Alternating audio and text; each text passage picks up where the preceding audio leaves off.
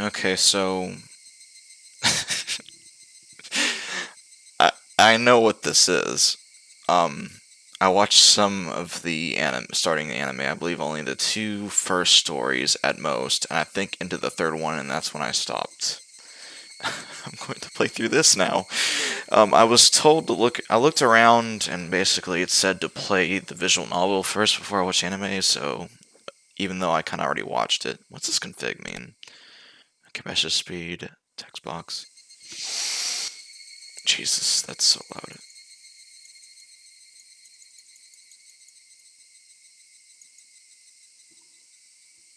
Right click functionality, show menu, hide window. Character sprites updated or original. To be honest, when I look at this, just the way it's written is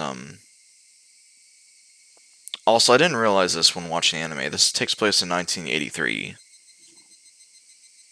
which would have been heavily been able to understand the old shit and people not having mobile phones for the most part, or the lack thereof.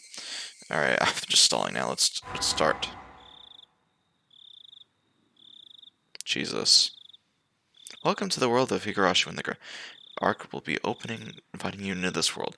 Don't play tough, please. Just enjoy life. Osaka to the fullest. The difficulty is extremely high, but I hope you will enjoy the reward. What? The difficulty? What? Okay then. Please do not lament. I will forgive you, even if the world will not forgive you. Please do not lament. I will forgive you, even if you do not forgive the world. So please tell me, what will it take for you to forgive me? For Burns Kessel. I'm not sure what this says. This is a work of fiction. Any resemblance to actual persons or organizations could entirely coincidental. AD 1983, early summer, the 58th year of the Showa era. If I was going to be ripped apart anyways, having my body ripped apart would have been far better. I trusted her. No, I still trust her. Even in this very moment, I trust her. But I'm starting to realize I only wanted to trust her because I refused to accept the truth. It was as if I was trying to convince myself in such a silly, sobbing voice. And those tears making a mess of my own face. That mechanical, repetitious sound finally stilled and everything fell silent. I really hope this isn't the start of what I think it is. Only the cry of the cicadas remained, annoyingly loud, and yet I felt as if though I could still hear her voice. But that's not possible. She is no longer speaking. The only one crying is me. She never cried. Even when she repeated those words over and over, she never expressed any emotion because there was none to show. If she had no tears to shed for me, then I shouldn't need to shed any tears for her. Then why? This pain, my eyes getting moist. Why was this happening? I still wanted to believe I hadn't been split apart. That's enough, right? Inside me, an inner voice whispered gently. My spirit had suffered enough, and the countless times I wavered over whether or not I should just throw in the battered thing away. Except I stubbornly refused to do that, haven't I? I'd better. I feel better if I just threw it away. Even knowing that, I chose to believe, didn't I? Only I can understand that painful struggle and appreciate it. Hey, me? I've tried more than enough. I acknowledge that much. So, isn't it alright just to take the easy way out? Besides, I'm not throwing it away. I'm leaving it behind with her, like flowers by a grave. Now then, calm your nerves. even though you can't feel your right arm. Just lift it up, and with every swing, forget a little more. Jesus, that kindness made me happy. That adorable smile brought me joy. I liked petting your head. What? I loved how demure you were. Not sure what that means. Because this will be the last time. Because when I swing this down, I'll forget. This is my first and last bouquet for you.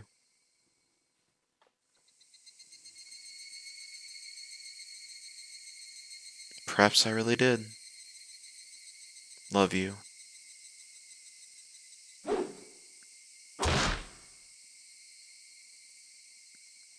The way it's... I can feel the dread. Farewell. Bid your love goodbye. Somebody is apologizing for a while now. I wonder what she's apologizing for. It felt wrong to eavesdrop, so I tried to ignore it. It's been a while since I last went to the city. I only returned to attend the funeral of a relative. Even though I lived there for until last month, I found the bustle of the city to be overwhelming. Those skyscrapers and multi-lane roads, melodious cacophony of the crosswalk, even the campaign speeches blaring in front of the station felt nostalgic. The place where I live now isn't nearly as lively. There's only the chirping of locusts and the babbling of brooks, and the cry of the Higurashi, the evening cicadas. Rather than making me feel lonely, that quietness had begun to instill a sense of serenity. There's nothing where I'm living now. Not just mean aren't any burger joints, there aren't even any vending machines.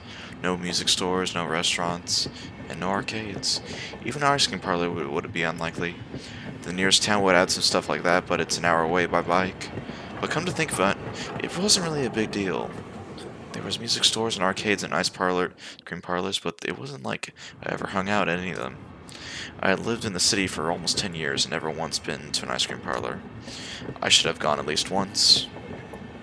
It's only now that I'm starting to regret that a little. Somebody's still apologizing. Who's she apologizing to? She's apologized so much, so just forgive her already. There's no reason anyone should ever need to apologize so much. I started to feel a bit annoyed, and whoever was refusing to forgive her, uh, uh, no, no. No matter how bad the mistake, there's nothing that can be forgiven. There's no such thing as a repairable mistake. You just need to be more careful next time. She's still apologizing even now. Then, has she really done something that can't be fixed? I have no idea what she's done, but if she can't be fixed, then that's all there is, more reason to forgive her. No matter how much she apologizes, nothing will change. But even so, she kept apologizing in such a heartbreaking voice. Hey you, the one she's apologizing to, why don't you just go ahead and forgive her? She's apologizing in such a pathetic voice. Kichi, we're almost there. Wake up. I was finally roused from my nap by my father's prodding.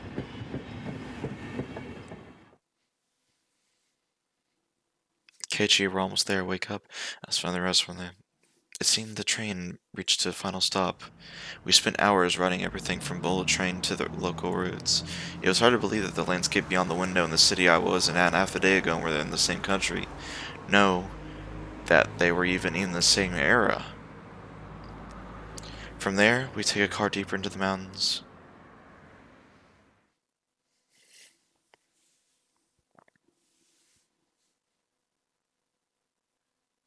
The silence. My neck hurts. Past where the dense forest encroaching on the mountain road suddenly opened up.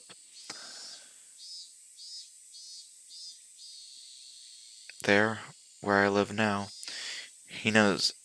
Hinamizawa.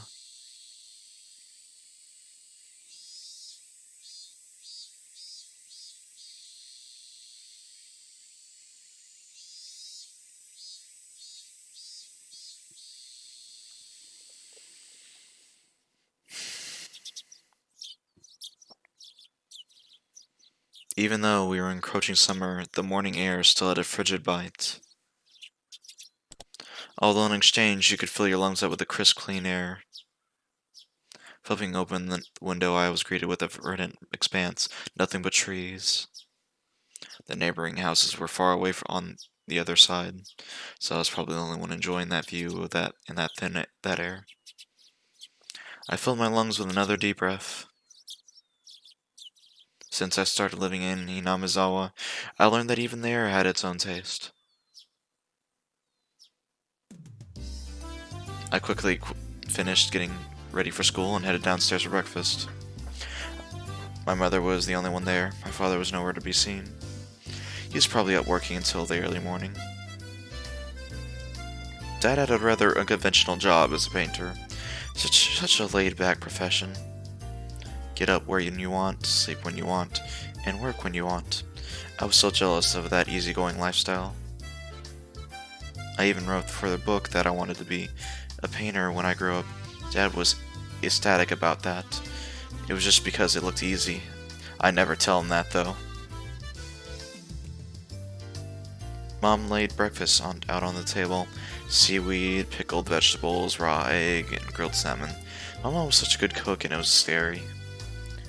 A perfect, immaculate, ideal breakfast.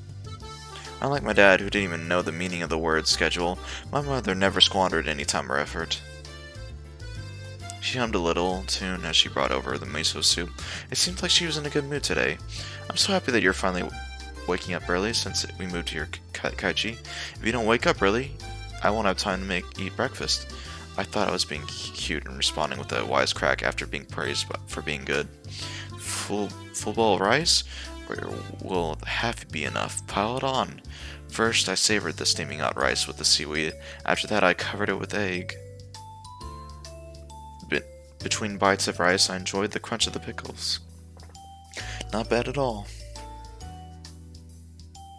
Excellent, as usual. Watching me clean my bite, Mom gave me a warm smile. I'm so happy you haven't skipped breakfast ever since we moved to your kaichi. I was not a morning person when we lived in the city. I slept right until the last minute before school and rarely ate breakfast. The boycotting the breakfast Mom made each morning, that was probably the only way I could protest being forced to attend cram school. I guess that's what you call being my rebellious phase. I wouldn't so much as look at the breakfast time she woke up every day to make. If I could go back in time, I'd slap myself. Mindful of the time, Mom rushed alongside me with a wide grin. Isn't it about time to meet up with Rina-chan? Hurry, hurry. Mom really seemed to enjoy the fact that her son was going to school with a girl. Rina was one of my classmates. She really loves looking after people, coming to meet me every day without fail. The way I looked at it, a guy my age walking at school with a girl was just lame. But well, keeping a classmate waiting for me every day wouldn't be very considerate. Seriously though, how long does Reina wait there for me every morning? Taking one last gulp of miso soup, I raced for the door. Please thank Reina for the pickles. Wait, that's the same exact house. Come to think of it, those pickles weren't store-bought, were they? If I'd known that, I would have savored them a bit more. Morning!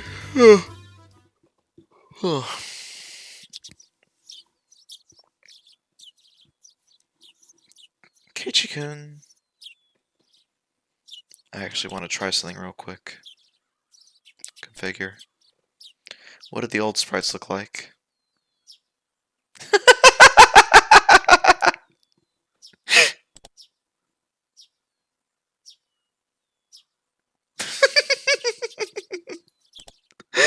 Man, the fact.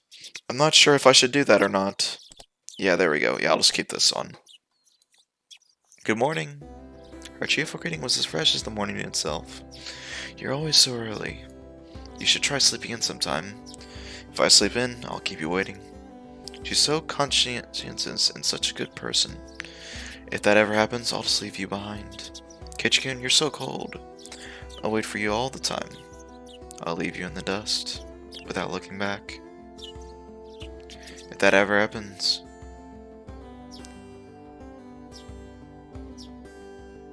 Why are you so mean? Why? Reina had a slightly troubled look on her face. Toying with her was rather fun because of how quickly her mood changed. I'm kidding, I'll wait for you. With those words, Reina seemed to relax. Her face flushed bright red. Ah, thank you.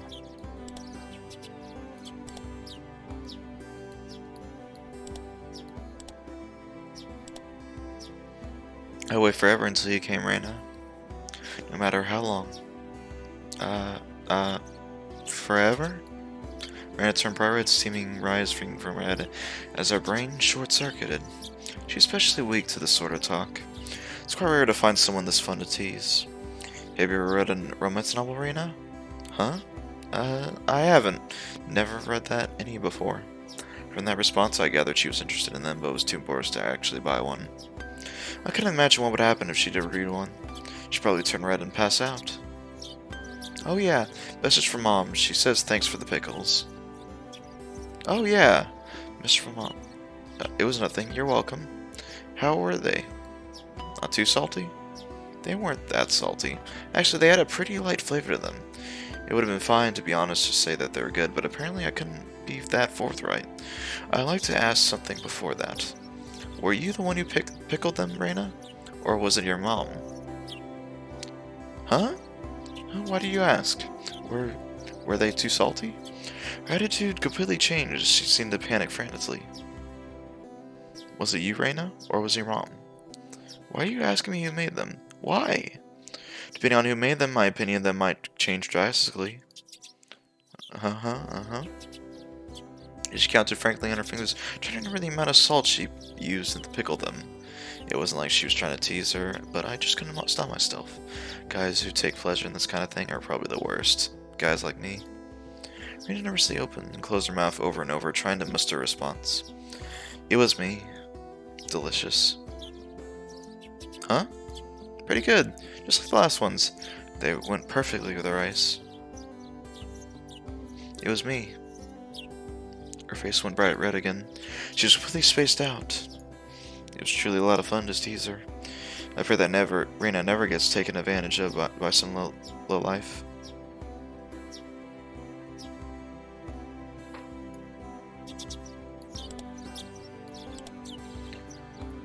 Keep at it, Reina. I'll train you until you handle it like an average person.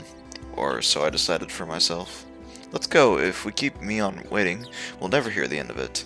Seeing as if she's just spacing out otherwise, I called Reina back to reality so that we can make our way to school. This strange, easily flustered girl is Reina Ryugu. I've only known her for a month, but I've come to realize it's not just her name that's strange.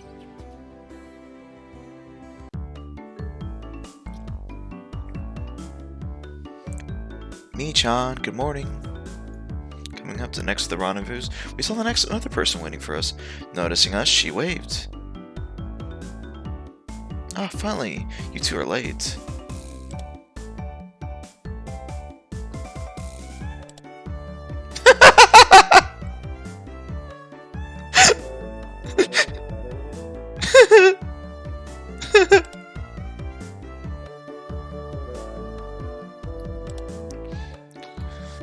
Usually you're the one who's late. In sharp casters to the diligent Reina, this one marched to the beat of her own drum. She's Mion Shinozaki. From what it's worth, she's our senior and head of the class. Morning, Reina. It's been a while, Ki-chan. How many years? I was only off 2 days. You don't say. You were so much cuter back then. Mion gaze started at my chest, then dropped straight down, focusing on a point between my legs.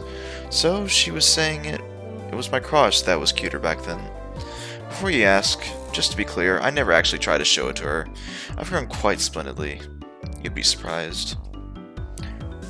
Not only is he bigger, but he's a little mustache now. Even so engorged with the energy every morning is quite a problem, though. I'll introduce you next time, so be sure to greet him properly. Don't say next time right now. It's just fine. How about letting the little guy get a breath of fresh morning air? I don't think I've ever heard talking so dirty that you could smell it fouling up the morning air before. Leon sure does act like an old man sometimes. Gotcha. Time for the big reveal. Hope you don't regret it. As my hand reached out for the fly, Reina began to ramble into near panic. As she... Hey, what are you talking about? What are you talking about? What are you talking about? Red face and flustered, Rena tried to play dumb, but it was obvious she knew exactly what we were talking about. How was it? Seeing the city again. Mion switched gears, dropping the dirty talk, changing to the topic, something more fitting to a place in the morning. I only went for a funeral, and didn't have much time. So yeah, did you look for it? That thing I asked for? You're not listening at all. I just came back from a funeral. I didn't have any time to look around for toys in toy stores. Toy stores and hobby shops are completely different, you know? It's really difficult to get Western stuff around here after all.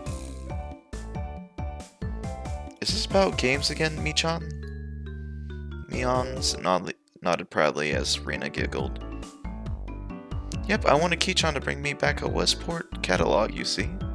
Westport was short for Western Imported Games. Usually that abbreviation did make it sound pretty geeky. You can just get them and you send them in the mail, can't you? Well, I guess I have to now. I'm going to get another game full of hot action. This time, I like a game that's easy to understand. Miona's on board, and card game enthusiast, and I hear that she's collecting quite a lot of different ones. According to Rena, Mion's room was kind of a museum for domestic and foreign games. If there's a game you think I'd understand, let me play too. Yeah, of course. If Kichan's up for it, I should warn you though, we're pretty tough. Just what I want. I play all sorts of games and I don't intend to lose. Whoa. Then we'll let you in the group this time, I guess. Pressing with joy from head to toe, Rena looked back and forth between me and Mion. Mion gave an affirmative wink and her expression perked up even further. I thought boys preferred to play outside more, so I figured you wouldn't want to. Rena laughed happily. For such a friendly conversation, you wouldn't have think I had moved here less than a month ago. I understood that they did this all they could to make a transfer student like me feel at home. I'll have to try harder to fit in, so that I won't feel like that they're trying to make me feel welcome. I felt like if I acted a bit more open than I usually am, it should probably be about right for this place.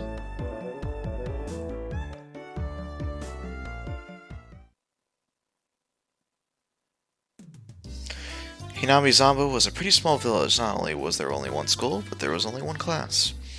That class encompasses all different grades and ages. There's about 30 students at different levels, and they all study in the same class. I'm told that long ago there used to be a bigger school building and that they actually had separate classes.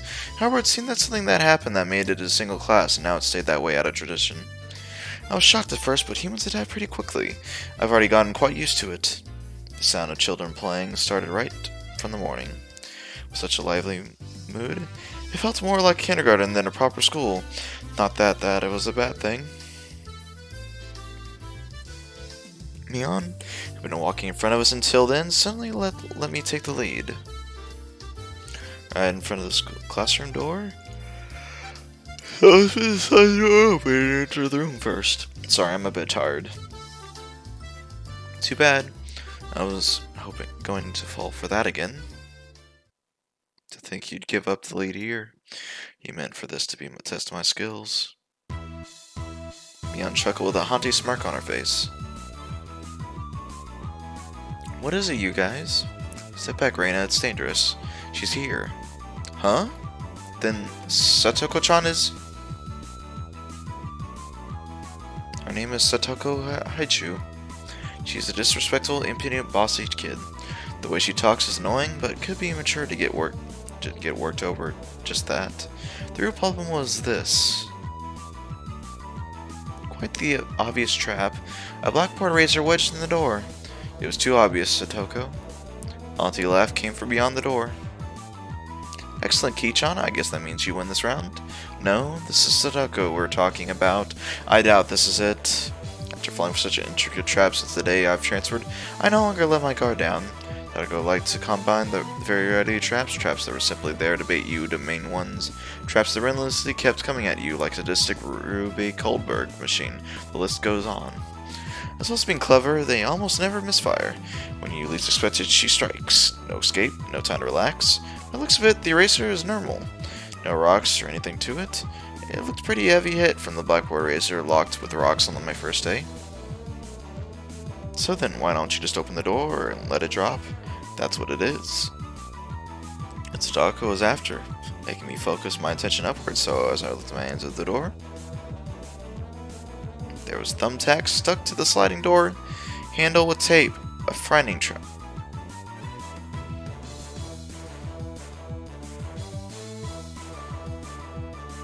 Why?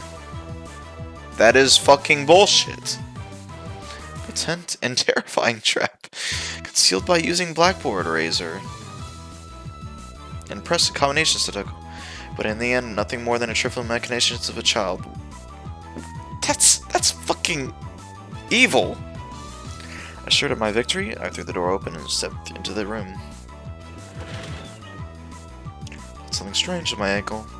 It was similar to the sensation of a jump rope catching my leg. By the time I realized she had hooked me, line and sinker, it was already too late. I began to fall in almost a picturesque manner. Kichan, watch out! Safely reacting to Mion's shrill warning, I twisted my body mid-air before I landed on the floor. Ow, ow, ow! An ink stone filled to the brim was placed right where I was landed. I shuddered, imagining the situation. I landed square on it. My, what do we have here?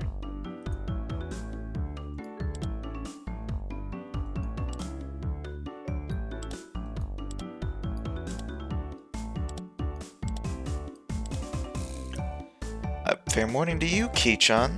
Or Ki-san. Aren't we a lively one this morning? Still sprawling in this awkward position, I was greeted by a mocking voice. That was a step up from the usual traps, Satoko. I haven't had the faintest idea what you mean. Quite unlucky this morning, you little... Seems I didn't really sprained my back a little when I landed. Better than landing on that inkstone.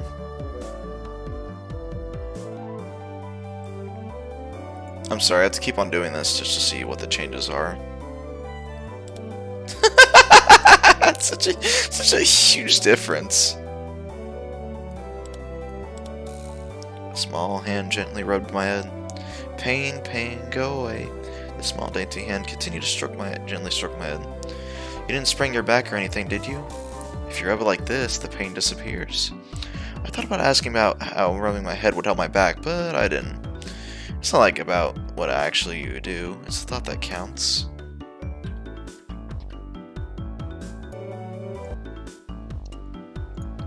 Yeah, thanks, Rika. The pain's going away now. Yay, Rika-chan, good morning! Good morning to you, Rina. Good morning to you, Rina. Good morning to all. Rika-chan greeted each of us with an adorable little bow. It was infectious. Reina, Mion, and I bowed back. Just a good kid, Rika-chan. So much better than Satoko. I glared over in her direction. Satoko was whistling while rather deliberately trying to avoid eye contact. I'm very model of a good girl. A good girl wouldn't set those nasty traps. Nothing but lies and slander. Exactly what proof? Ooh-ah. Picked up Sadako by the back of her collar. Looks like I misbehave cat when I do this. But a cat wouldn't be setting traps. She's much harder to deal with. I'm sorry, try saying that. If you don't say it, I cocked my index finger on my thumb, letting it tremble as I brought it closer to Satoko's forehead. I'm against violence. You don't even have any proof. Just so you know, my forehead flicks really hurt. I can split plywood right in half. Stop, get away from me, you beast. Don't say that in a way people will misunderstand. Small hand tugged on the back of my shirt.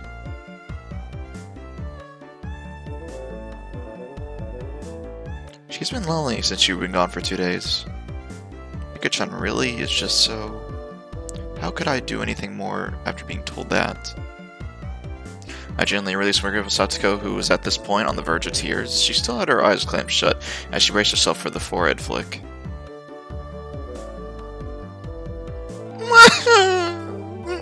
It doesn't bother me. You mustn't cry, Satoko. Keep on fighting, yeah. Rika gently petted the head of her prankster friend. I would never guess those two are the same age. I think Satoko could learn a thing or a million from Rika-chan. Next time, set an even more amazing trap. Wait a minute. As she observed the scene, Rika's expression grew ecstatic as she began to swoon. Yo, Satoko-chan's crying. So cute. You can't take them home. Who? But they're so cute. You can't, no matter how cute they are. But just a bit is fine. Is fine? Rina kept a cutesy face even as her outrageous idea spewed from her mouth. According to Rion is ridiculously weak to cute things and always tries to take them home. Object or person. Stealing is bad, but abducting people is even worse. Give it up. Then I can just look. Just looking. That should be fine, right? Right? Rina swooned over Satoko's crying form. The girl ever goes missing in Hinamizawa. I'll be first to turn Rina into the authorities. Forgive me, Rina. I'll be sure to bring you care packages when they put you away. The teacher's coming. Quickly, everybody, clean everything up. Satoko, that ink stone is yours, right? Just from me on single sting, the entire mood of the room shifted back to normal. The ink stone was bad, but the thumbtacks stuck to the door handle were even a bigger problem. I pulled the tape off carefully, making sure not to skewer myself. Even though Satoko was the one who set it up, everyone had to pick up after her. By the time the teacher had entered the room, the bedlam from before had been neatly tidied up. We made it in time. Rise, attention! Beyond gave out the morning commands.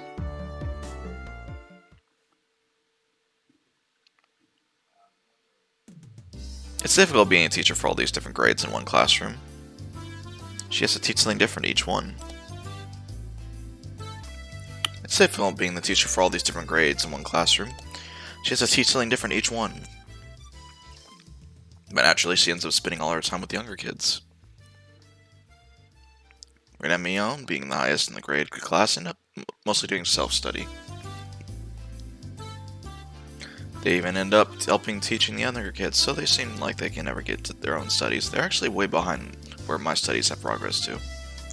As a result, I'm pretty much taking over for teacher and helping Reina and Mion with their studies.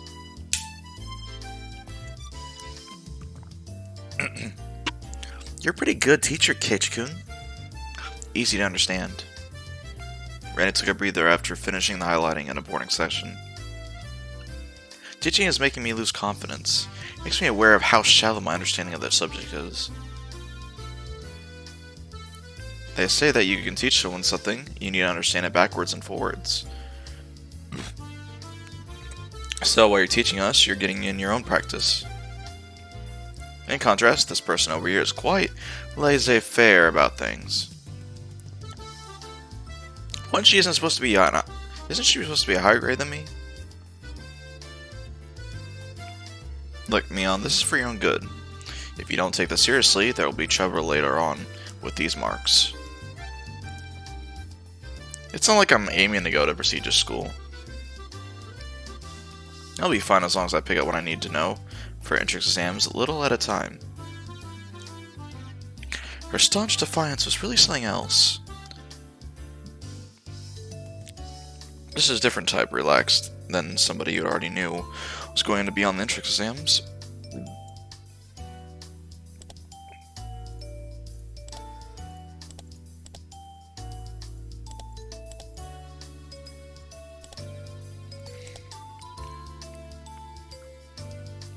Mei-chan, Ki-chan is doing his best to teach us. We need to try hard too. You're such a good and honest kid, Reina. I'll make sure you guys are accepted into a good school. What? Thank you so much. Especially you, Reina. Private lessons, just the two of us. Private lessons? A puff of smoke, shaped like a halo, popped out of Reina's head. Exactly what kind of private lessons is she fantasizing about that's making her turn so red? I'd like to hear the play-by-play about that the next time. Meanwhile, slipping through her vocabulary flashcards, she threw out a casual question. So in the city, do you have to study this much? If you don't know at least this much, you can't get into a university. So you study to get into university? Well, yeah, basically. While knowing that this stuff won't ever come in handy in the future. However, you get into the university as long as your attendance is good enough. Really? Study equals enter exams. Having that basic law of the universe is so easily overturned sent me into a state of shock. That's right. There aren't really enough people around here to warrant weeding them out with the exam. If anyone can get into the university, then there's no need to be uptight about all this stuff, right? Well, that's true, but you should also at least know the stuff that's common knowledge. This old geezer thinks that, instead of wasting time studying pointlessly, you should spend your precious teen years doing more meaningful things. It was too proud of a statement to simply laugh off. But since it was Mion, he probably didn't actually have that deep of a meaning.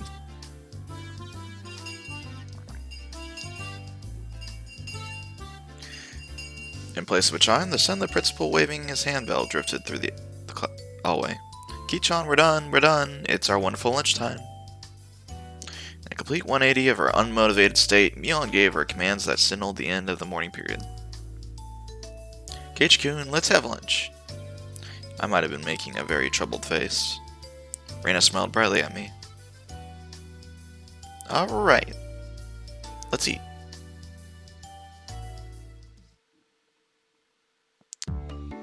There seem to be different cliques, even within the classroom. Most of them were divided up by gender and age, but our group was different. Our ages were different, and we both had boys and girls. But we weren't reserved around each other. This is the level of openness that makes a transfer student like me feel pretty happy. Reina and Mion pushed their desks together so that they were facing each other. At the same time, Satoko and Rika-chan were slowly lugging their desk over as well. Keiichi-kun, hurry. Reina waved her hands over in the chopsticks in a refined manner, trying to get me to hurry along. Unless everyone was together, they wouldn't have even opened up their lunchboxes. Keiichi-kun-san's lunchbox is most surely filled with nothing but bread crusted like some sort of destitute plebeian. Why don't you just show it to us? Come now. Even though Satoko was hurling insults at me, she still wouldn't open the lid to her lunchbox until I was there. Put on my lunchbox and slowly dragged my chair over to join the circle. Hey, sorry to keep you waiting. Well then, Representative Me, please give the signal to start. At first, this was kind of embarrassing, but I got used to it pretty fast. At this point, I probably wouldn't have even opened my own lunchbox if someone else was too slow. Our age and genders may have been a little different, but we were all friends. Let's eat. The sound of our little 5-part chorus echoed through the beautiful classroom. Really though, I've gotten pretty used to this group made up of all girls. Of course, there are other boys in the class, but they were a lot younger, so they were scared to approach me. Well, that's to be expected. Younger boys just see older boys as scary. Compared to that to girls, well, at least these girls aren't picky. We put all the side dishes in the middle where everybody was free to pick at them. I thought the girls would mind sharing a meal with the guys, so I was a bit flustered joining them. However, Mion noticed that and teased me quite a bit. As a fruit of my efforts, I can now reach over to take sides from anybody's lunch. My, isn't Sir Keiichi-kun's lunch extravagant today? My, isn't Madame Satoko's lunch extravagant as well? The stewed stuff has a nice look to it, rather trendy. Buying into the fight that Satoko was starting, our chopsticks locked into a cross-counter, stabbing into each other's lunches. My, how delicious! Oh, this taro is good. The stewed stuff is good too, even cold. Seeing my happy face, Rika's expression broke into a little smile. I saved some from dinner last night. By the way, Satoko and Rika-chan's lunches are always the same. It seems that Rika-chan makes it for both of them every day. Rika-chan made this too. These taste like mom's home cooking. I was honestly impressed. The carrots rosettes weren't from a mold. They were done by hand with a knife. That's not easy to do. I guess Rika-chan's just good at that sort of thing. He's really good at sewing, laundry, and stuff like that. Amazing, right? Amazing. Rika is quite exceptional in many ways. Oh ho ho! That's something for you to boast about.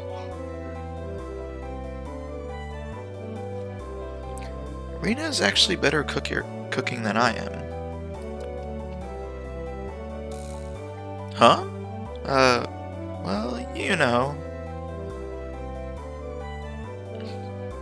It seemed that the topic of conversation switched to Reina when she wasn't expecting to make her blush and trip over her words. Reina's lunch really was the star of the table. Not only did it look good, it tasted good. Everyone else pulled from Reina's lunch constantly. Everyone liked this one so much before, so I made a lot this time. It's good, I hope. I hope? It's got high marks for me. Mion, you're taking too much. Knocking Mion's chopstick aside, I reached out, trying to secure my own portion. Satoko and Rika-chan reached over at the same time, and struggle ensued. Everyone shoveled in mouthful after mouthful, while praising it, and Reina's lunchbox was soon empty. It was kind of bad that no one thought to leave any for Reina. But Reina seemed rather satisfied as she looked on. How did you like it? Isn't Reina-chan an extremely good cook too? Quite different from Keiichi-kun, or Keiichi-san. I said that's nothing for you to boast about. You're not much different from Kei-chan, Satoko. Can you tell the difference between broccoli and cauliflower yet? Satoko's face went pale. Hey, even I can tell the difference between broccoli and cauliflower, you know? Of course I can. I really can. It's really hard for her to lie. Keiichi-kun both tasted good when they're boiled in tatamayo, right? You shouldn't be picky on your Mi-chan too. Rihanna hurriedly tried to follow up, but Mion laughed haughtily as she drew closer to Satoko. Oh well, I'll just pretend it's like a home ec lesson. Now then, Satoko, what's this? Mion lifted up to her chopsticks. Between them was a piece of green stuff wrapped in bacon. But that's spare. Mion made eye contact with me, and within 3 seconds, I had Rika-chan's mouth covered. Holding a piece of bacon wrap covered in asparagus, giving her two choices. She's pretty terrible. The yellow one is cauliflower. No, wait. The green one is cauliflower. Wait, so, which, Probably the yellow one is broccoli and the blue one is cauliflower. But the green one is, Do you really know which is which? How about you just give up? I'd expect no less from the class representative. The oldest. The way she drives people in a corner just to show them how much experience she's had. This is just a hunch, but being brought into the Sonozaki household must be quite the ordeal. I do know. I really do. Then answer the question. I know. She finally broke down and started crying. When she acts like this, she actually starts to seem her age.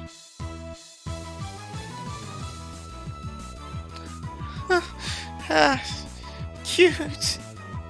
Reach out. In a state of euphoria, Satoko bawled. Rena was in a state of bliss as she rubbed her cheek against Satoko's head and smothered her. Really, a very content face. One that wouldn't care in the world ended right then. It was that kind of smile. Rena! Rena! Mimi's picky on me. Ah! Cute, cute. It's okay. Rena Oni-chan will take care of all those bad people who tease my little sister. Bam! It's like a flash of lightning. What was that just now? Both Rena's striking me on with a square on our faces. What was that just now? Both Rena's fists shot out at supersonic speed, striking me on me in our faces. Before we knew it, Mian and I were sprawled, spread eagle on the floor, staring up the ceiling with matching welts on our faces. This is the first time you've gotten one, right? Today, she went easy on us. Easy? You mean there's something harder than this? With that, Mia and I slumped our heads back on the floor in unison. From now on, I'll be careful within striking distance of Reina.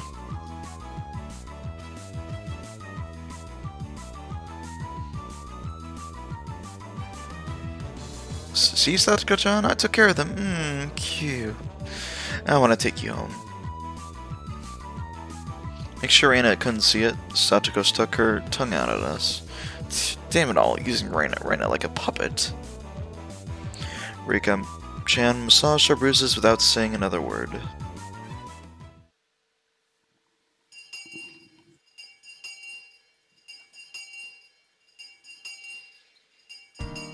No matter what day had held, the last school bell always came too soon. Our shadows stretched out far off into the distance. Hey, Keiichi-kun, tomorrow, do you have any plans or anything? Or anything? Huh?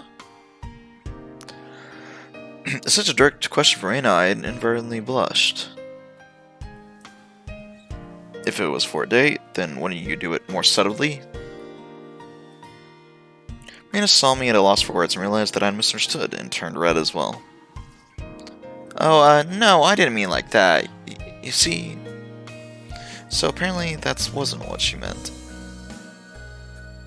But since it was always fun when Reina was in panic, I went along with it a little. Oh, it really wasn't meant that way. Huh? Huh?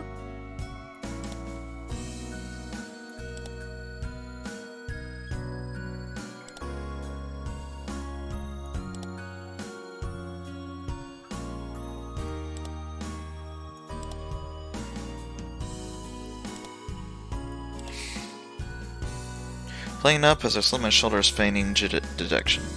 Keiichi-kun, why are you so disappointed? Why? Why? Me-chan!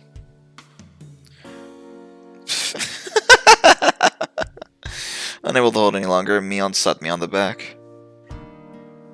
I see, this older geezer never knew you could push her buttons like that.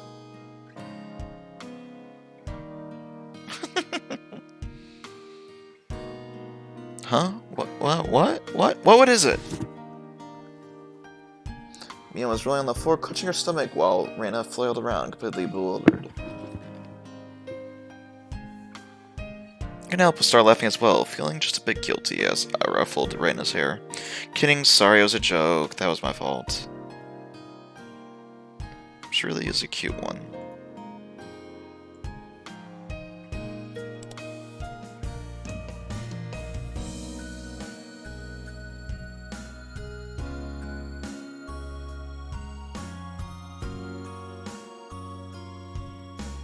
Sorry, I didn't understand something for a second. Jokes and twins. About halfway through. Halfway? So Keiichi-kun, that means you weren't acting when you blushed at the start? Huh? That means... It was only a momentary lapse, but there was no way Mion would let such a delectable detail slip by her. Well, you see, saying any more would have been a bad idea. In my bewildered state, I slipped further into an unsavory position. After that, Mion continued to tease me about it for a while.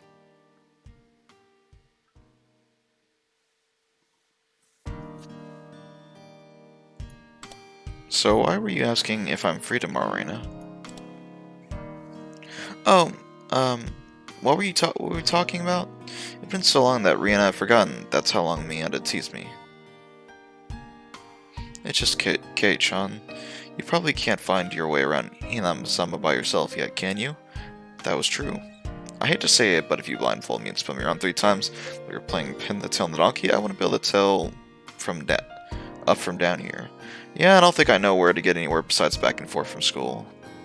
Yes, so you see tomorrow, I'm thinking Michan and I could escort you through Inamazawa and show you around. That would be a godsend. Frankly, I was happy about the offer.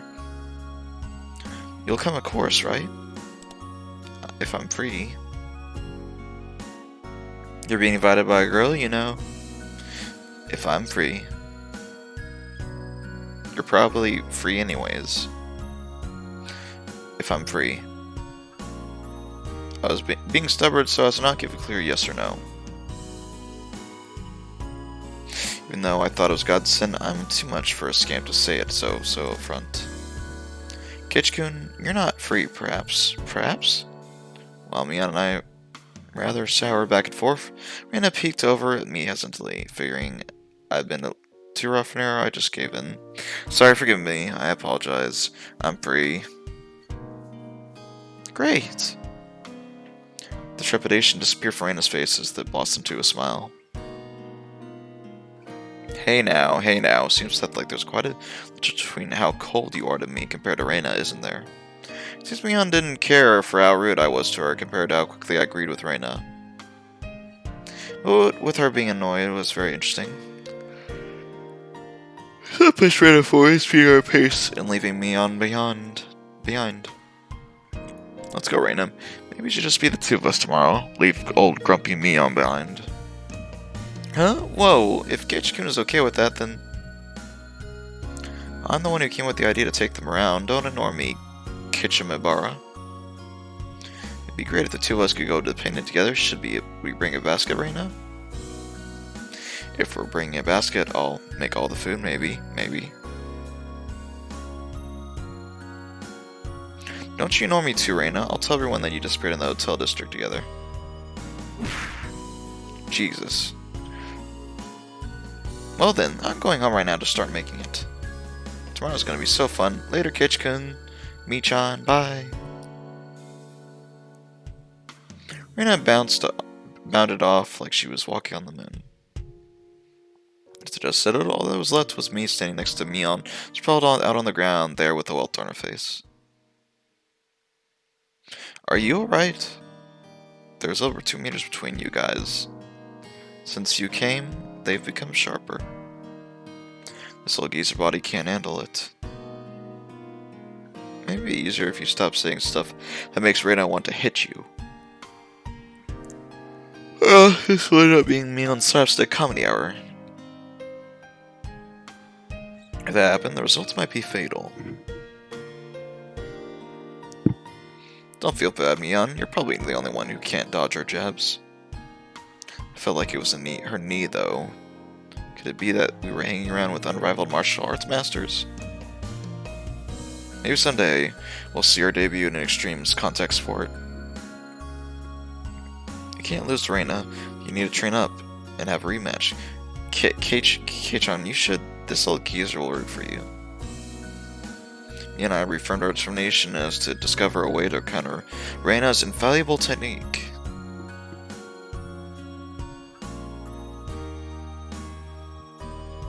Oh. Okay.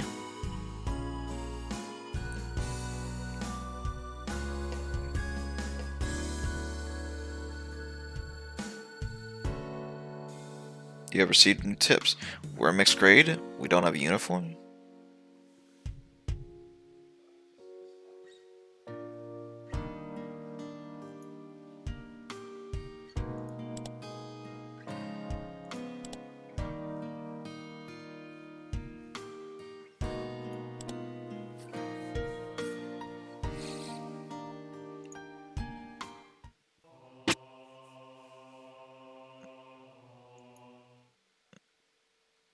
What does this mean? What is this? Sorry, no, we're the same age?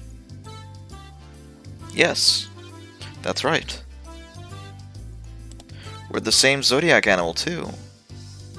Hey now, it would be weird if we were the same age, but not the same zodiac animal. That's not true. If your birthday isn't the same, then you can have different animals even if you are the same age. Huh? Oh, I see. Mion, you're pretty smart. What month were you born, by the way, Kichkun? I'm July. Miona smirked and puffed up with pride. Hey now, what is the meaning of this? She's not planning it to be all high and mighty if her birthday is a wee bit sooner than mine, is she? Heh, don't even. It's possible to challenge me by birthday. I wouldn't even mind if you bet $1 per month. Huh? Huh? Why? Why? I'm in a panic to suddenly being challenged to a wager. You know how panicked she is? I'm certainly she doesn't have much allowance left this month. But just sitting here in a panic about something as simple as a birthday is so fun, I can't help myself.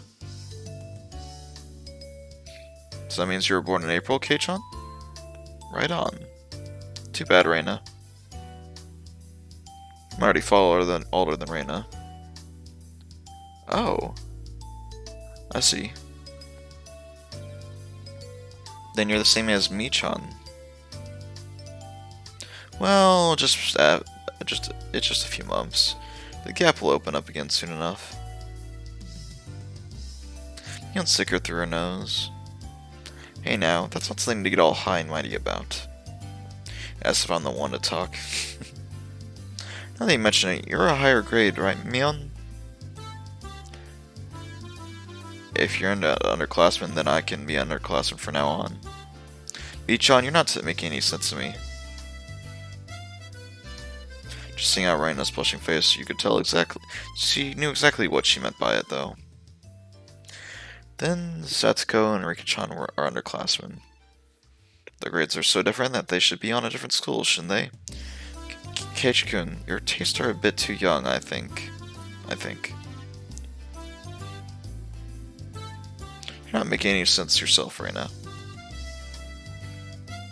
I'll just grab onto her head and scruff it up a little bit.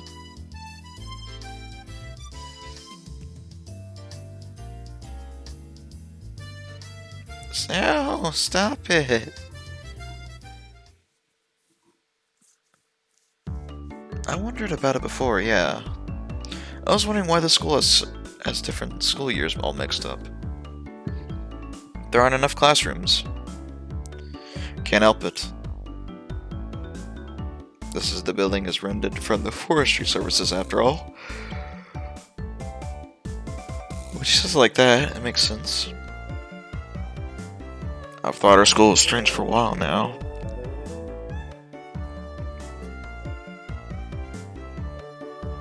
The schoolyard is gravel, and there's rooms that aren't classes, and there's some sort of construction machinery around. Why is it being borrowed? What happened to the real school? There was one here forever before the war. It got dilapidated. They closed it down. His probably was a grand old schoolhouse. Well, because of that, the students would have to attend the school in the city. That's pretty far, though, you know? Which school would that be? Did you know that there's a school if you pass by the Okinawa Train Center and turn in at the hospital? Head towards the pediatrics department? What? So far? I couldn't tell where that was by location, but I understood it was pretty far from Reina's reaction. Oh, that's why. The guys that didn't want to commute to Okinawa had a billing for the force service to attend the services. Attend the pseudo. About half of the children in Inazuma go there. There are quite a lot of kids that come here. Well, since they're attending this really messed up school, it might be pretty hard for them to get into the higher education. That's not true, Mi-chan. You study properly, you can go anywhere you want. Yeah, that's right. That's right. I totally agree with Raina on this one. Yeah, that's right. That's right. Let's try our best.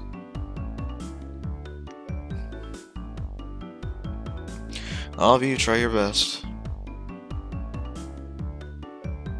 This old man will be rooting for you. Not just us, you too. You should be preparing for exams, shouldn't you? Your future is bleak with grades like this. Fine, just fine. If I get stuck, then I can just mooch off a Kichan as he works forever. What do you mean by work forever? What do you mean?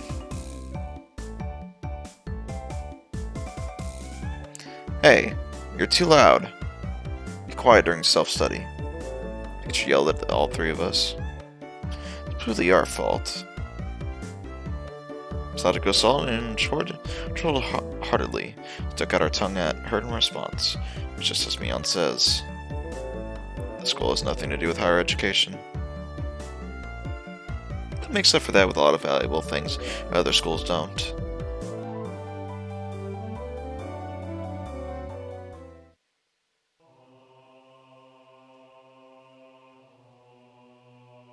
This fucking music is weird.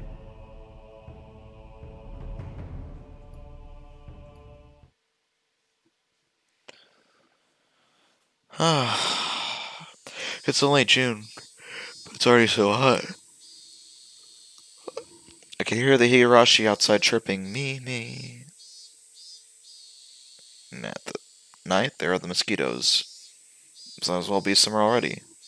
My only salivation was that the morning were still cool. Summer, I do declare. Sadako was slapping her skirt languidly. That's pretty unladylike there. Even if she was a little brat, she still was a girl. Kei-chan does seem a lot cool with just a single button-up shirt. I'm jealous.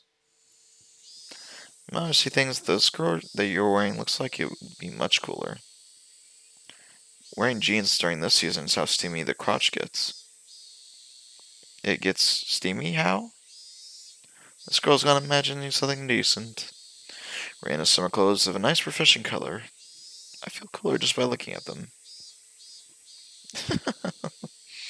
Thank you. They really do feel pretty cool. I do wish my summer clothes were as breezy as Raina's. Masatoko-chan, your summer clothes are so cute, being one piece and all. I like to wear your summer clothes. This is actually quite stuffy, you know. I do believe what you're wearing would feel much cooler. But it would be so much fun if cute clothes. Yeah. I have a feeling that Reino Satsuko's base values were fundamentally different. Speaking of which, our school doesn't have a uniform. Yeah, it doesn't. As long as they're proper and regular clothes are fine. There are quite a few students in regular clothes. They're all the same design and rather plain. What's the uniform they're all wearing?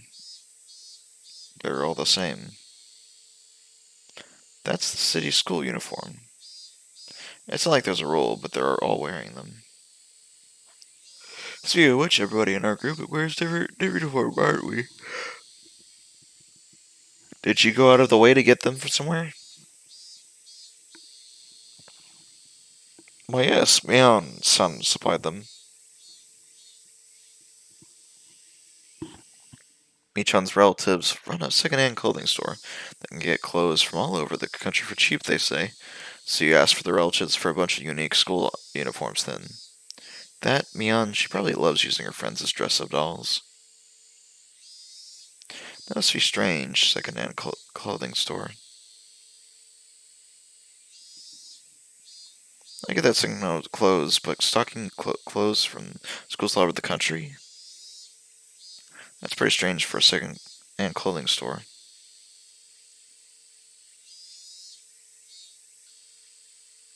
That's a pretty strange second-hand clothing store. What's the point in stocking up on clothes from faraway schools they know nothing about? Yeah, I think so too. They also have used school swimsuits and PE uniforms.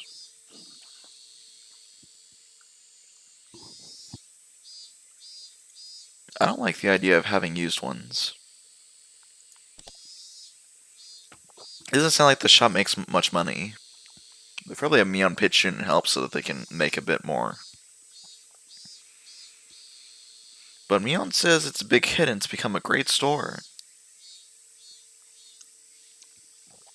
With such conviction. Second-hand clothing store that stocks school uniforms will be a big hit? I don't get it. Oh, is that the end of it? This is such a strange...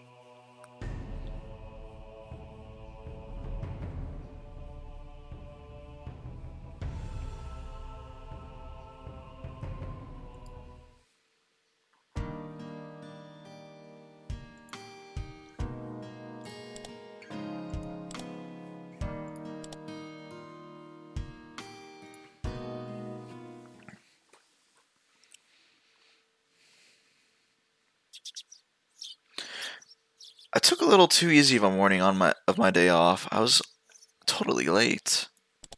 Today was the day Reina and Mion were going to show me around Hinamizawa. Oh, fucking hell. Reina, Mion, rather. Keichon, you're late. Sorry. The show I was watching last night was really interesting. Blame that.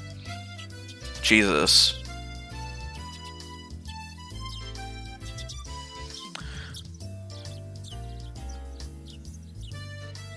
Why does she have a sweatshirt tied to her? Isn't it summer? Wait. Is there a cut? Hold on. Well, I guess I need to look up.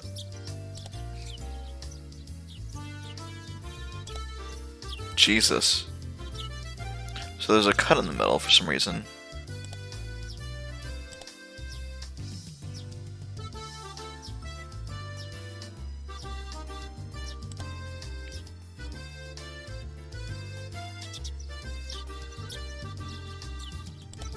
Damn. I wonder if they're trying to show with it.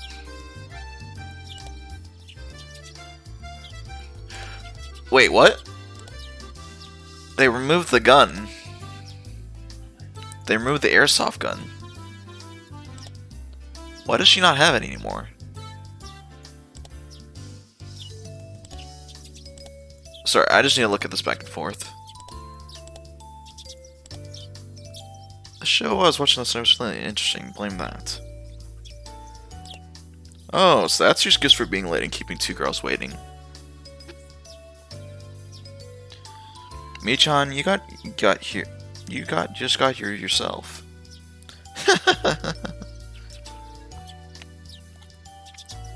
Last night's episode of A Day in the Life was interesting, wasn't it? She was just as guilty as me. Reina was carrying a pretty heavy-looking handbag. What is that? May answer with my unspoken question with a wink. That's right, Reina really did make a picnic. Keichon, after you left, Reina pulled out all the stops. It's not like I forced her to do it. It was nothing, so don't worry about it, okay? She's been like this since last night, you know. Can you take responsibility for this? Alright, I am a man after all. I'll take responsibility. Huh? Responsibility? For what? For what?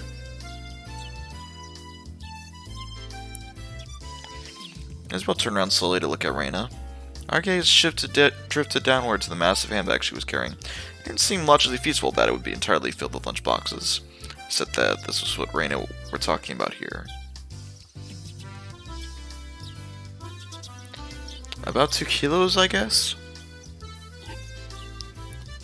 When Reina was picking it up, I could see she was struggling a bit. I'd say 5. You're exaggerating. Kitchen is a boy, after all. I thought he could probably eat a lot, so I made a lot, okay?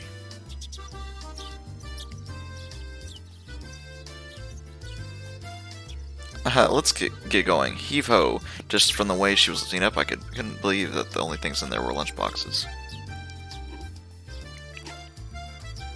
Correction, I say 5 kilos too. I'll help you out, but all this needs to be eaten. I won't forgive you if you make Reina sad, got it? The only thing I would do at this moment was exercise a bit to make myself hungrier.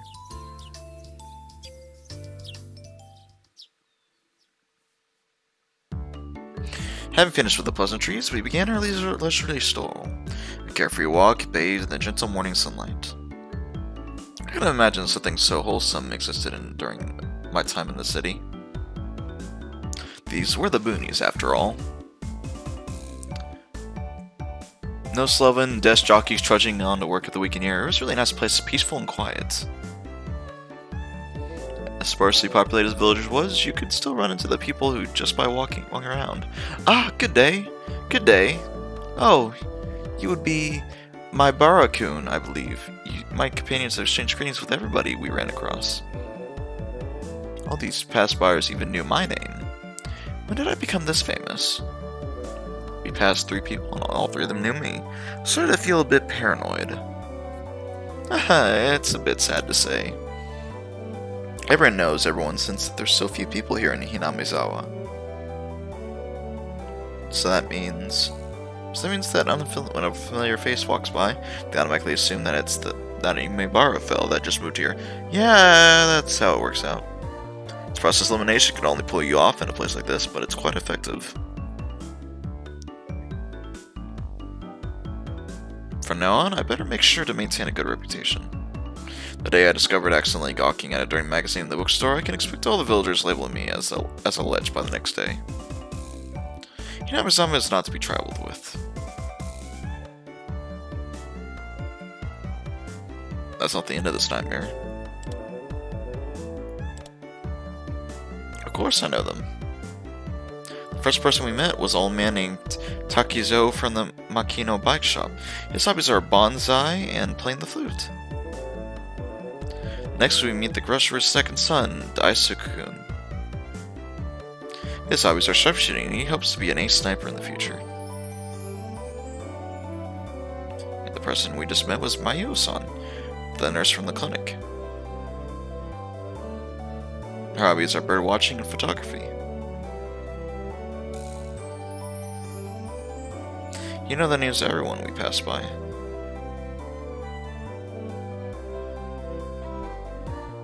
Even their profiles?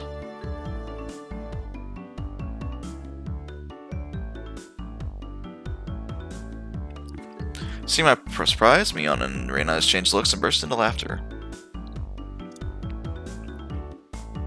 Well, yeah. I like in the city, where people hardly know their neighbors. Then let's try it out. You there, who am I? You're a Keiichi Maibara. You say some mean things, but you're actually kind of quite shy person.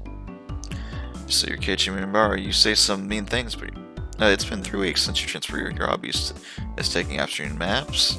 Lately you switched over to wearing boxers. Didn't you? That's enough, that's enough.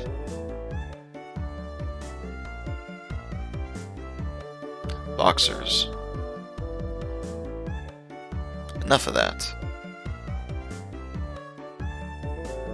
Apparently, there's absolutely nothing you can keep hidden here. Hinamizawa was not a place to be traveled with. This feels more like you guys are showing showing me off rather than show me around. That's right. We're parading around like this after all. Don't you all think so too? That Keichan is fitting right here in Inamizawa. The population in Inamizawa is shrinking, so the villagers welcome anybody who's new here. I thought about brushing off something in the effect of, "You're kidding me," but I held back. Had I ever been greeted someone who just moved into the city like this before? Thinking about that made me believe that what they said wasn't a joke at all. We passed another person, of course. We were called out again to the same way. Oh my, good day. It's wonderful seeing you getting along. This lady here is Fujishima-san. Good day. Oh my Barakun, how wonderful for you having such a lovely girl on each arm. How are you? Getting used to life here? Instead of regurgitating the repair response like I would have in the city, I responded with an emphatic nod. The old woman chuckled at voicing her appreciation of how energetic I was. Good. As I looked back over to Reina and Mion, they gave me a wink. So, now then. About time to have lunch, maybe? Maybe? Reina's brilliant smile signaled the approach of an event that both me and I were trying to forget. We both looked at each other. I'm a man, I'll do what I can. But this is too much. It's fine, Keichan, leave it to this old man. Mion has never seemed reliable as she does right now. So no less from the class representative. Reina, if we're going to eat, we might as well go somewhere with good view. Yes. Good idea, I agree. Reina nodded happily in response to Mion's proposal.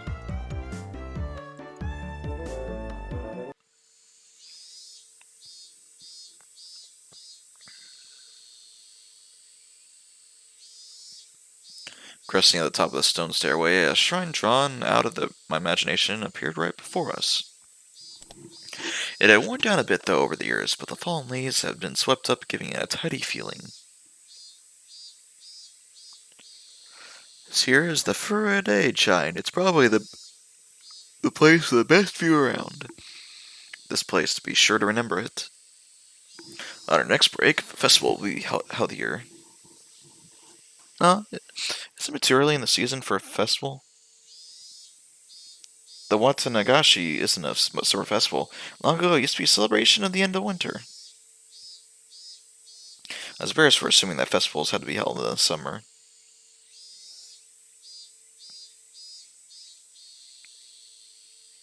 Now then, spread out the lunch boxes, and there. Various colored lunch was placed one after the other on top of a plastic sheet. It sure did smell delicious. It was Reina's home cooking. It went without saying that it would be delicious. But it was even possible to finish all this? Hey, Mion, it'll take more than just a good view to get this all down, you know?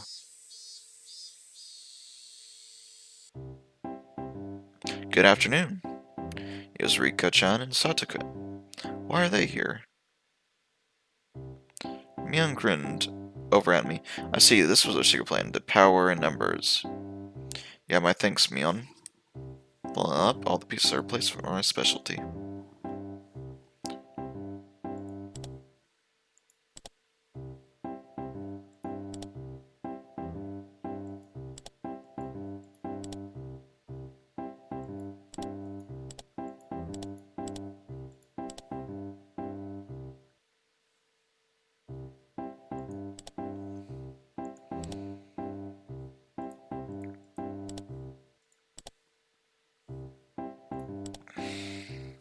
We just had to come since there was such a commotion. What is the meaning of this? Take a look. It's time for lunch. How does she already have a chest? A ham and gourmet by Reina. I can see that much. Why have you laid out a tarp on our property? Temple is public grounds. It's not yours. Keiichi is right. This is everyone's property. Wow, Rika-chan is such a good girl. Have a seat. Eat with us. After opening up a spot left for Rika-chan, I promptly turned my back on Satsuko. Hold on 1 second. Where is my spot? No spot for you, and nothing for you to eat. Don't worry, there's some for you too. None. I'll eat all of hers. I will not allow that, Rika. Here, chopsticks. Both Satsu and I leaped to the boxes, having it with each other. Man, really, Keiichi, you're really good at leading people on. You might have a talent for this. I have a plate, one for Mi-chan and one for Rika-chan, too. Reina whipped out a pair of chopsticks and paper plates. If we don't hurry, it'll all be eaten up. That's right, okay. Shall we commence this battle? Please, eat a lot. There's enough for everyone. Anna said as she opened up the thermos. Just then I realized that this lunch was made under the assumption that 5 people would be eating. I didn't change how much there was, but the implication behind it was different. I will not allow you to have this hamburger. Herc, use your elbow against the rules, Satsuko. Grabbing the back of the collar is also against the rules. It's a tough battle, blocking her with full momentum and elbow opening moves. Satsuko appeared to have upper hand. The difference in our proficiency with the chopsticks proved to be fatal, gave me the upper hand. The last meatball. Satsuko Hojo has been bested. Nom. That and I instantly began choking the same time and fall backwards and spasming. Rika-chan patted me on the head to clear it, even though it was actually stuck in my throat. Saying that, Reina blushed heavily in excitement. It's almost like flowers were floating all around her. And advised Reina to refrain from saying anything that could get her locked up. This is how our meals usually go. I'd do anything in my power, just so things could stay like this. The intense battle calmed. Finally, everyone reached the point where they could begin talking. Receiving tea from the thermos, I let out a small sigh. I do wonder why there's so few words in Japanese to praise how something tastes. Isn't it because the idea of togetherness during meal didn't begin until the modern era? It seems that long ago people ate in silence. It must have been made by people preparing food a little bit sad, don't you think? It's probably because back then people were busy even while eating and didn't have time to compliment the flavor. That's just you.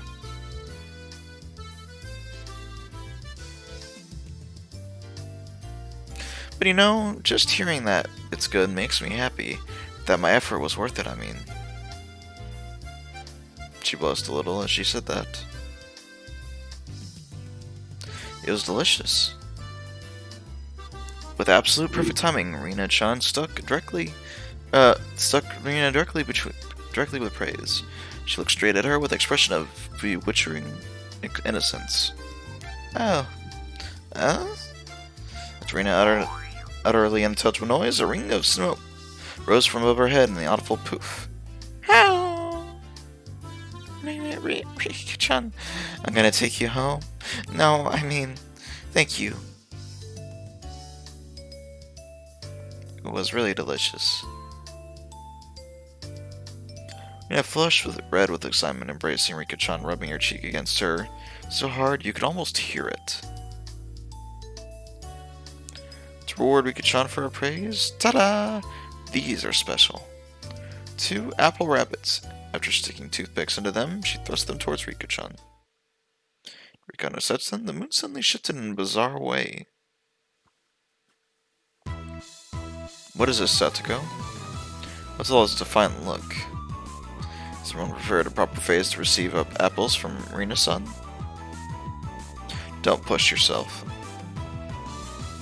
What kind of praise could you be thinking of with that weak vocabulary?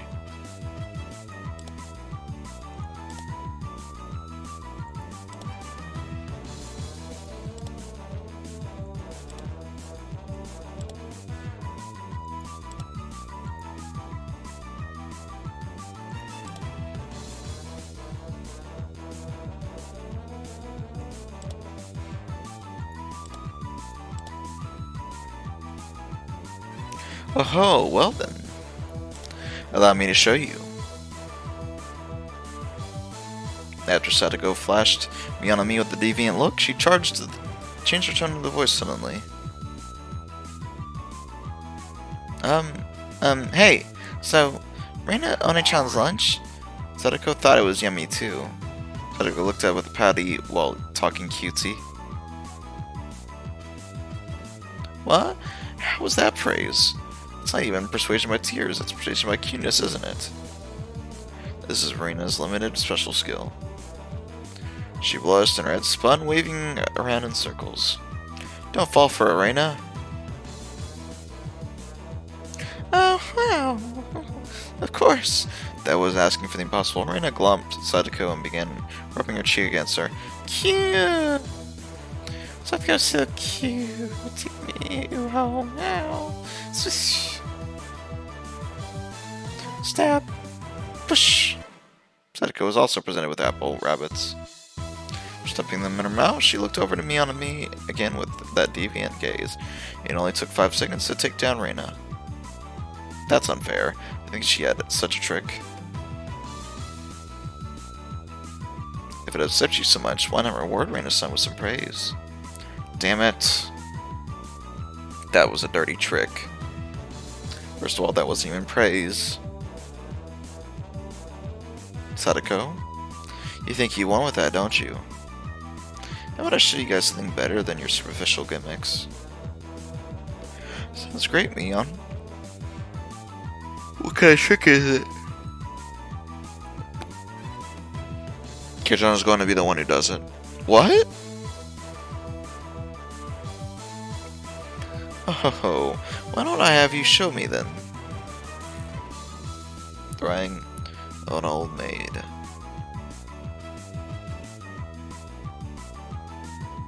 Planning of attack suggested it was wicked, but it was the only thing that we had to beat Satoko. For sipping my tea, you started talking very naturally and calmly. Perfectly. It really is good, isn't it? This is all freshly made, right? Ah, no. Actually, most of it, almost all of it, was frozen stuff. Then which ones did you make fresh?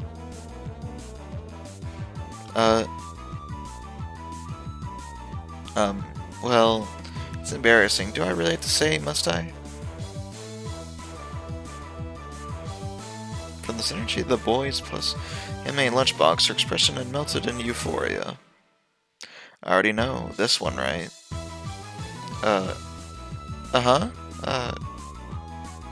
It turned in a deeper shade of red. The words, I can't believe it, practically written on her face. How can you tell? How? That I made it. Of course, Mion had told me beforehand. It's been perfect so far. Acting like I was shy, I waited a beat. Next would be the finisher. It had your smell. Silence enveloped the area. Rena's face was still completely red, frozen solid. With a yelp, Sadako also blushed. Of course, I did too. Sure, would you like to try one of the Rena's apple rabbits thing? Even if this was all because I was competing against Satoko, I felt like I crossed the line by a good 9 yards, I think. And at that moment,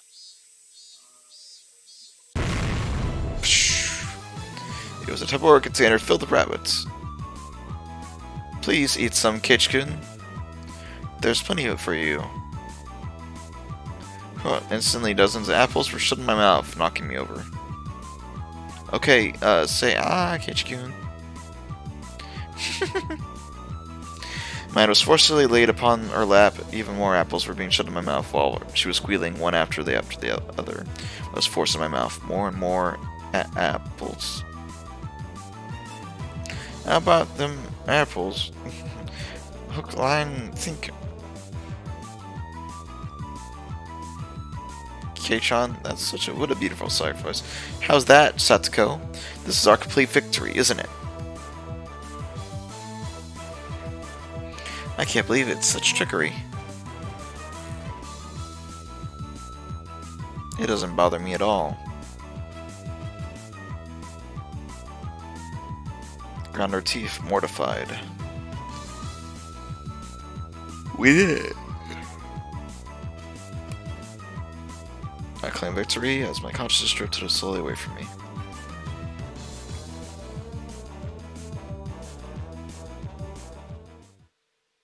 At the time, Rena stopped her squealing and she suddenly realized something. Rika-chan, you're not eating. Did the salt water make it too strong, maybe? Maybe? Looking over to Rika-chan and pulled the toothpick out of the apple rabbit and placed it in her cupped hands. It seemed to be at a loss for what to do. Poor Mr. Rabbit. I feel sorry for him.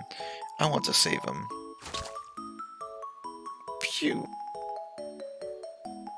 That was the sound of blood spurting from Reina's nose. Cute, cute, cute. Tonight I will take you home. She looked sporadically, her head wobbling back and forth. Then coming back to her senses, she took all the apples around me and gathered them up and then fixing them all up, backed up on the plate. Now they're all just fine, Kay. Here, I'll give them to you, Rika-chan. Kay? Kay? Chun raised up Satoko's hand like a referee after having a plate of rabbit shoved to her. She whispered, "This is our victory." What? What? What? A comeback? It's torn it hair. I just don't care anymore. This is my sacrifice ended up in being in vain.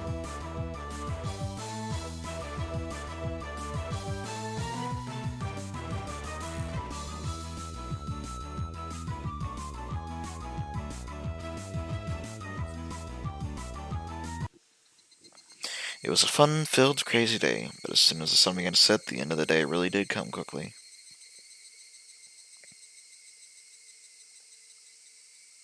Later, Rina-chan and Ki-chan, see you tomorrow. Thanks for entertaining me, I had a great time. See you tomorrow. Sadako and Rika-chan went home as well. We parted ways with Mion and ended up just Reina and myself enjoying the evening air on our way home. Thanks for coming today, Keiichi-kun. Was it fun? Yeah. Lots of fun. Almost feels like a waste to go home now. Oh, then, well, would you mind taking a little detour? Maybe? Maybe? A detour? Is it far? It's a bit of a walk, but it won't take long. Since we have been walking around all day, I must have seemed a bit tired. Not feeling like teasing Reina, I quietly nodded.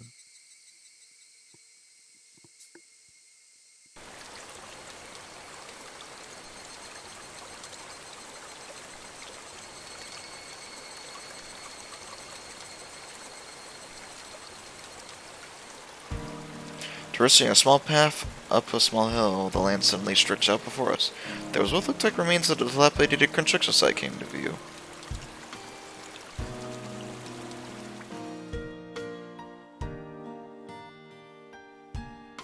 A large heap of cards spread out towards the swamp. Probably illegal dumping. I recalled it being in the newspaper. It's been quite a while. I wonder what's here. When you say it's been a while, you mean the business you had here was with this garbage pile? It's not garbage. To me, it's a pile of treasure.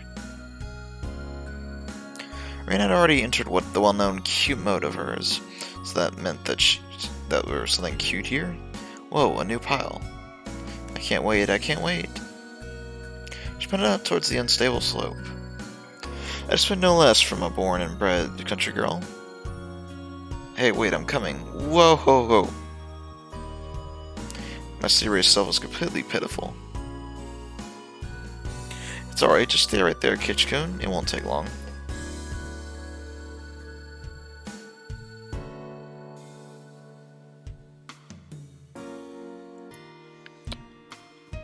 It's alright, just stay right there, Kitch-kun. It won't take long. Rina kindly declined my accompaniment. Don't fall. Watch your step. I'm fine, I'm fine. This is nothing at all.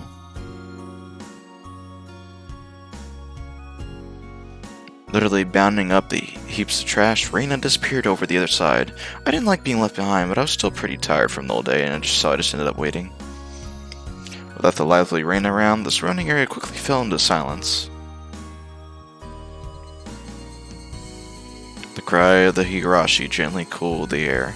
Fairly exhausted, I began to feel a little sleepy. Just then, the sudden noise of scattering pebbles alerted me to somebody's presence. Startled, I turned around. Standing there was a typical-looking photographer as he spied over at me through his camera.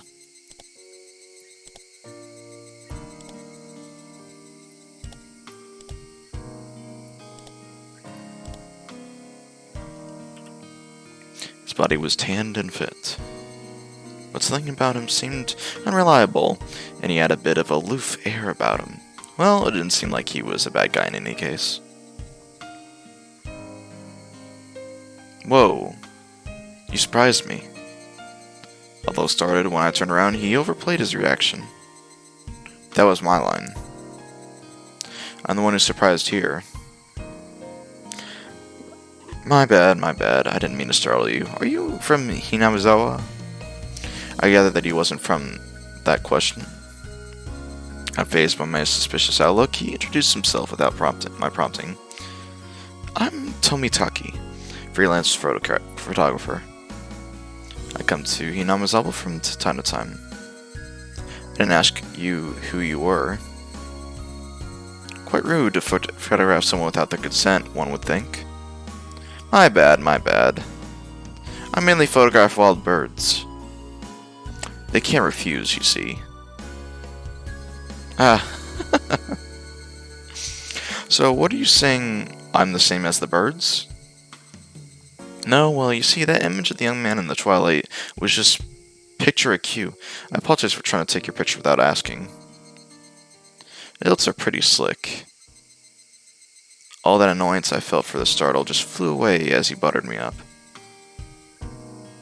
I had no intention of staying around with this guy trying to get cozy with me, except it didn't seem like Reina would be back soon.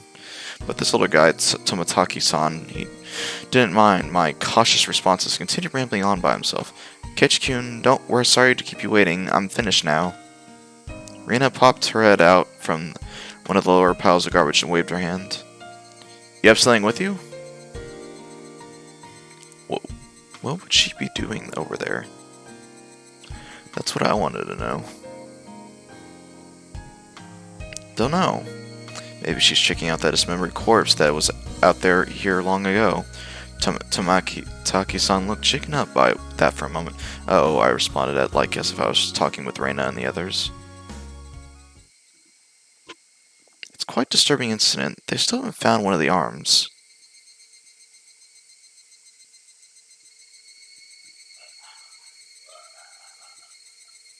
Haha, Kitch-kun, sorry to keep you. You were waiting for a while, I guess. I'd best leave you two lovebirds alone.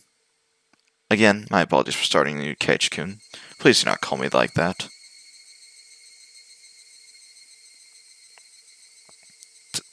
Tomitaki-san's chortled suggestively, then disappeared into the twilight, missing my chance to retort, putting me off a bit. Kitch-kun, are you angry? Why, I wonder. It wasn't Reina's fault, so I decided to brush it off for now. How was it? Find a treasure trove? Oh yes, so listen. You see, there was a Colonel Sanders doll. A Colonel Sanders doll? Oh, that thing. Those statues that are always put in front of the fried chicken place. That life-size dummy. Yes, Colonel Sanders. So cute. I want to take him home. Or take it home. I couldn't tell if she decides what's cute or not, but, well, she seems to want it. It's garbage, right? No one would care if you just take it home, right? It becomes the base of another pile. I can't dig it out easily. There are no lampposts over there, so it gets dark pretty soon. Rena seems quite down after finding the treasure and not being able to bring it back. I'll help you out, to repay you for that delicious picnic you prepared today. Oh, thank you. Birds heading home to roost proclaim that the nightfall would soon be upon us. Ketch-kun is going to help. I can take Colonel Sanders home. How? Rena staggered along as if intoxicated in her dreamy state of mind. I tried to ask her in a way that wouldn't take her out of her cheery state. Hey, Rena. Long ago, did something happen here? It seems like they were building a dam here. I don't know the details, though. How? Just wondering if they knew about, an accident or something.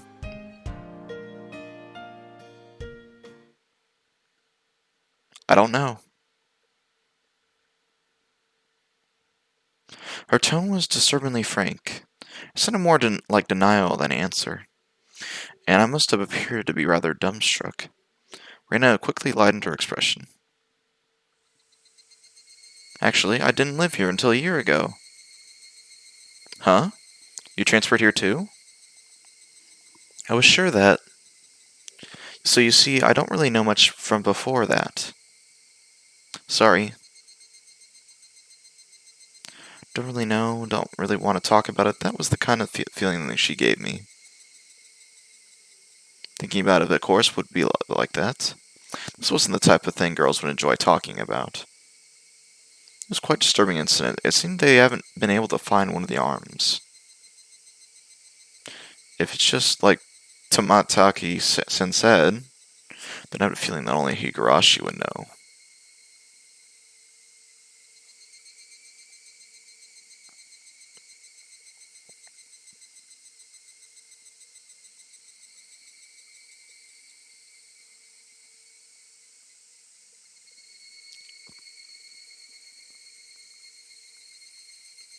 You have received new tips. Mayberry Mansion, the dam site murder dismember.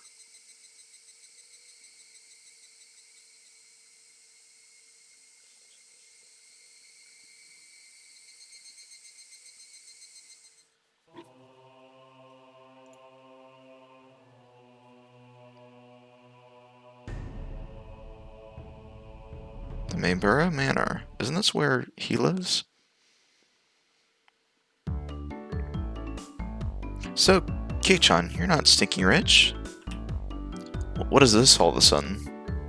Did I come to school in a limo before? How much do you get for monthly allowance? About $10? My, that's rather a plebeian amount. His lunch is made up of normal stuff. He isn't rich. What are they talking about? To be asked out of nowhere how much I get, then told that that's a plebeian amount. Sorry. Rena seems to have picked up on my dubious expression and started giggling. Kei-chan, your house, it's pretty big, yeah? So the architecture has people all around Hinamizawa calling it the Maibara Manor, and it sort of stands out. Maibara Manor? Since the house is so big, everybody's gossiping, wondering exactly how rich you are.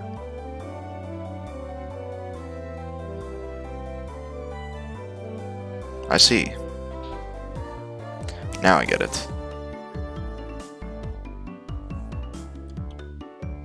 Well, the frame of it is huge. I see how it would cause some misunderstandings. From my deduction, I'd wager that they spent too much money on the building of the house, and that is why that they are now broke. Being broke, how very unfortunate. Rika-chan took pity on me as she patted my head. I go from being treated like a millionaire to being treated like a beggar. Yeah, sorry for your imagination, but we aren't millionaires or poor. We're an image of a normal, average household. You can't call it normal with that huge house. Entranceway is all grand, and the gate is large enough for a large truck to get through. That's not normal at all. They do say the bigger your house, the more prosperous you are. The reason the house is so big is because Dad's studio is in it too. There are a bunch of different workshops, and a lot of his works are hung up in different places. All of them are huge too. For those reasons, the family actually only uses only a third of the house for day-to-day living. He planned it out so that people in cars could come in to see the gallery he opens up in the house someday. By the way, the entranceway Mion is talking about is the one for the studio and is normally sealed off. The entranceway that my burial family actually uses is a very plain and simple one. The interior is much different from how it looks on the outside. I'd like a chance to explore Kei-chan's house. Claiming not to be rich but have a home like that, what could be hidden in there? Maybe there's something huge inside. Oh. They probably have no money to purchase furniture, so it's filled with Spartan rooms. If there are any carpeted rooms, I would love to try rolling around on the floor.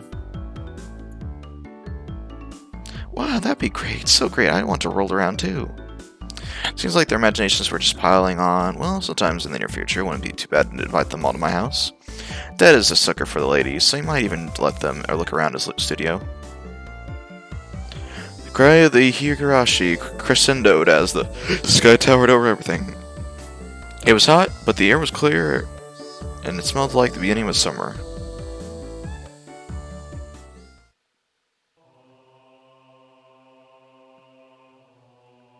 Well, that kind of ruins it. At first, it was considered an accident, not a murder or dismemberment. From the June XX 1979 edition. The Shibone City, Okinamiya,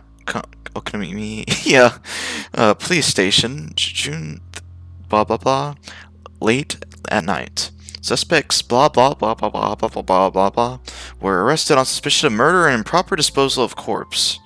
The main offender, blah blah blah, has been added to the wanted list nationwide. According to our sources, 6 suspects were at the Namazawa Dam construction site workroom of the blah blah blah at 9 p.m., where they were suspected to have assaulted the murder site overseer, blah blah blah, as a group dismembering his body, hiding it. On the blah blah blah at 8 o'clock in the morning, a report filed by the Shishibone City Hospital in which a male suspect alluded to having murdered Mr. Blah blah blah. When questioned at the police station, the individual, quote, confessed to the crime. Since a portion of his body was recovered at the location he gave, he was arrested that afternoon on the suspicion of the murder and the mutilation of the corpse. The rest of the suspects were arrested at the same day, but the main culprit is still at large. Police are currently on his trail. The motive is purported to be a drunken verbal dispute during which he killed the victim in a fit of anger. However, as there is multiple inconsistencies with their testimonies, the investigation is still ongoing.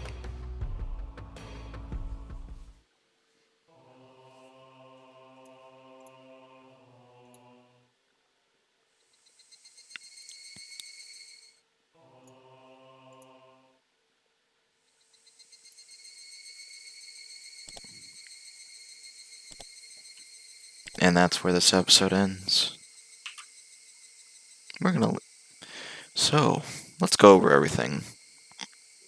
What exactly happened to this, like, I mean, I guess we know what happened, but as to why she doesn't know or want to talk about it in that way and the music stopped, I wonder what exactly is going to happen. Anyways, thank you for watching.